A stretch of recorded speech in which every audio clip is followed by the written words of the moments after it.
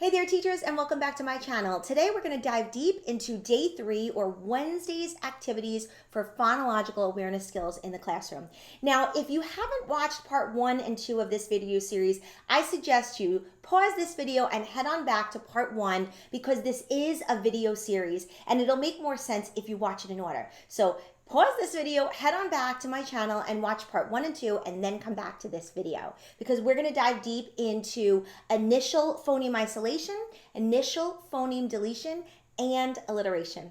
Now, before we get started, if you're new here, my name is Anna DiGilio. I was a primary teacher for 23 years, and on this channel, we dive deep into rigorous and streamlined small group instruction to really be very systematic and strategic with the skills and strategies that we teach our students during small group reading instruction. And we dabble in a little bit of math too.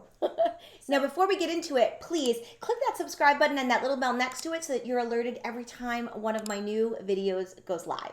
All right, let's jump right in. Today, we're going to focus on initial phoneme isolation, initial phoneme deletion, and alliteration. Those are the 3 skills that we're going to focus on during day 3 or Wednesday's activities. Now, as I mentioned, we have an entire curriculum called Phonological Awareness with Ease, but you don't necessarily need our curriculum to do phonological awareness. I want to give you as much value as I can to help you teach these skills in your classroom. So again, as I said, we're going to focus on Wednesday skills. We already provide you with all of the words and skills and strategies and techniques you'll need within the curriculum. So let's jump in right now to initial phoneme isolation. That's the first skill we're going to talk about today. Okay, so for initial phoneme isolation, we provide you with, of course, all of the directions on how to do it. And our program focuses on 3 tiers of instruction. Whole group, which is really what phonological awareness activities can be, and is supposed to be quick, 5 to 7 minutes a day of skill-based instruction. So we give you all the directions for the whole group. So to practice and work on initial phoneme isolation, we have a work mat for you. You could, of course, do this on a pocket chart. You could do it on a smart board. You could do it on a chart pad, on your carpet, wherever you feel more comfortable doing this quick, intensive, skill-based instruction. So for initial phoneme isolation, what you're going to do is you're going to use one of the words that we put on our weekly calendar. So the first word for whole group is pencil. So the way you're going to do this, you're going to say, boys and girls, listen carefully. Pencil. Pencil. Can you repeat that word? And they say, pencil. Now I'm going to say to them, boys and girls, what is the beginning sound or the initial sound or the first sound that you hear at the beginning of pencil? Repeat with me. Pencil. What's that first sound you hear?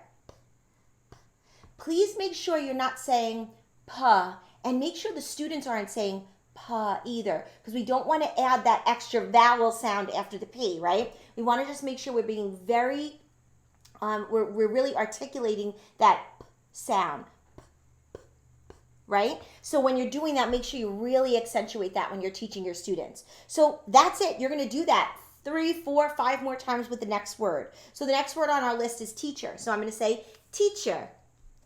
Teacher. Boys and girls, repeat that word with me. Teacher. Now you say it. Teacher. They say it.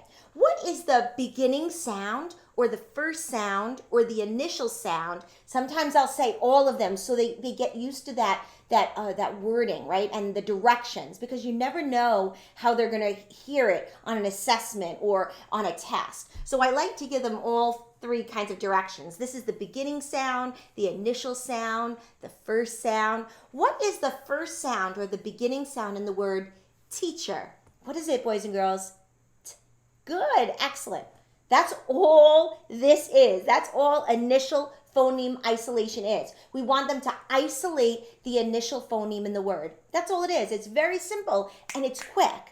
Now, if you're noticing that students are having difficulty, of course, we've got our tier 2 instruction, which is when you're going to bring them for a small group for very intensive instruction on this particular skill. I typically didn't find that my students had difficulty with this skill. It was pretty easy for initial phoneme isolation. So that's it. You say the word, they repeat it, ask them the beginning sound, that's it. Do this for 5 or 6 words, move on to the next skill. All right? Now, the next skill that we're going to work on is initial phoneme deletion.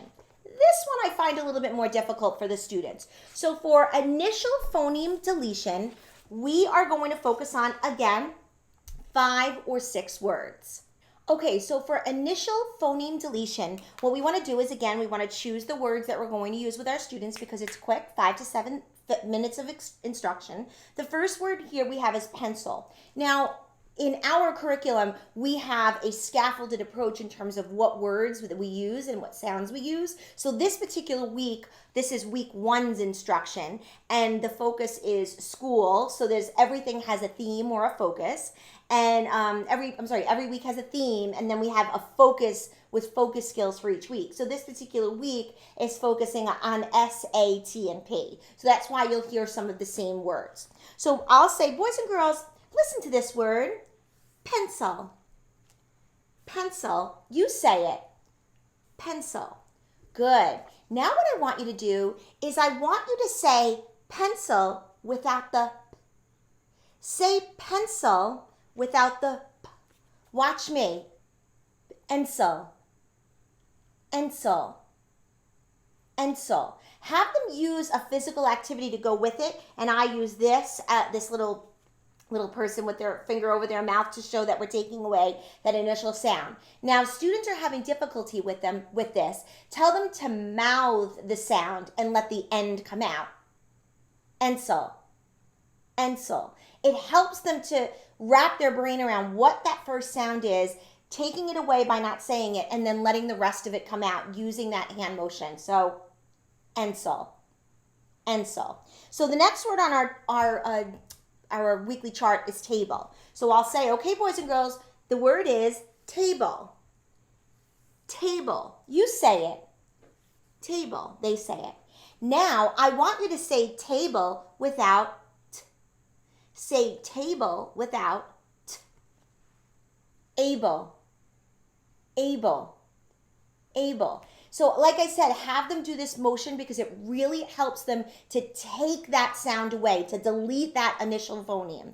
So, and using this movement will help them understand, okay, take out that first sound and then keep going with the rest of the word. So it's able.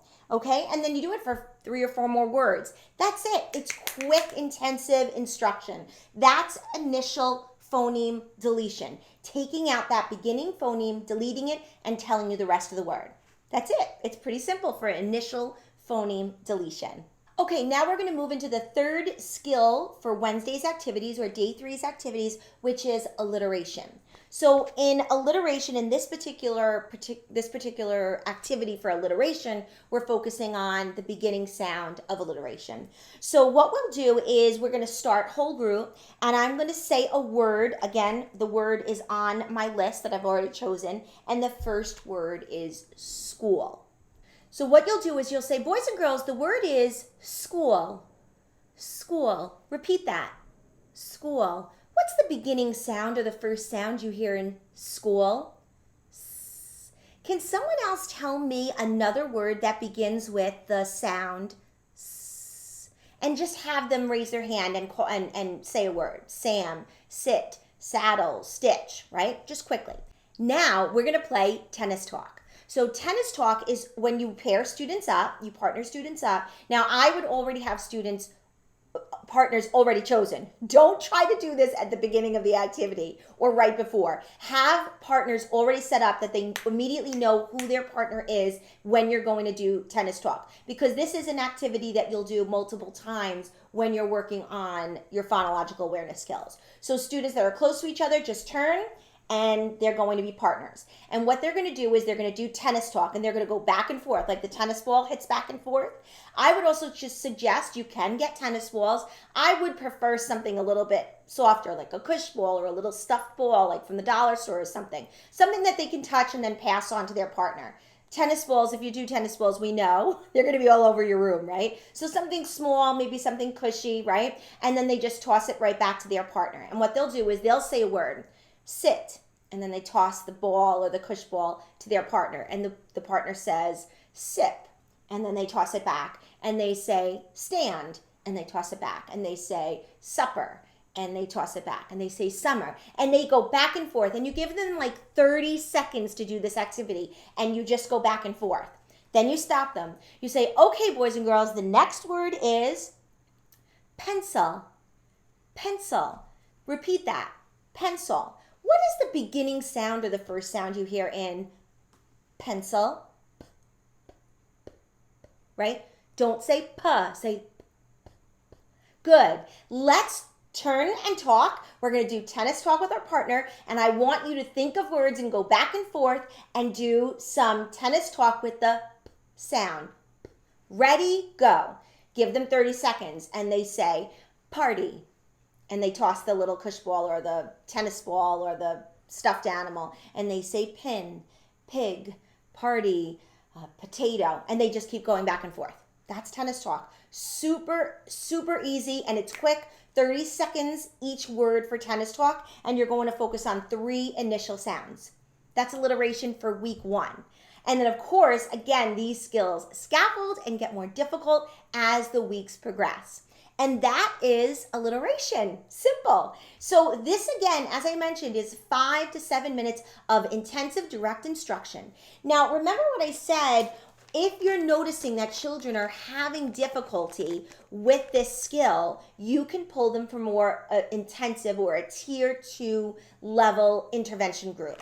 And we also provide activities and skill-based instruction for small group, and then we go to tier 3, which gives them a little bit more intensive instruction, which is independent activity or a partner activity that we want them to keep practicing on for that particular skill. One thing to note is that after students do the tennis talk, I forgot to mention this, you want everybody to turn back around, and then you want to do some sharing, right? Some quick whole group sharing. You might want to go just around the room, quick, and let every child say a word. I find that when you give every child the opportunity to say a word that they talked about, it just makes them feel like they were really included in the whole activity. So I quickly go around the room and have every child say a word, whether it be for the S sound, the T sound, or the P sound that I gave. So I'll have them share each of those, one word from each of those. And that's it. Pretty simple. So again, back to small group instruction. If you are having students having difficulty with any of these skills, whether it be initial phoneme isolation, initial phoneme deletion, or alliteration, we provide you with all of the small group instructional activities and work mats to do with your small groups if they're having any kind of difficulty with these 3 skills for phonological awareness.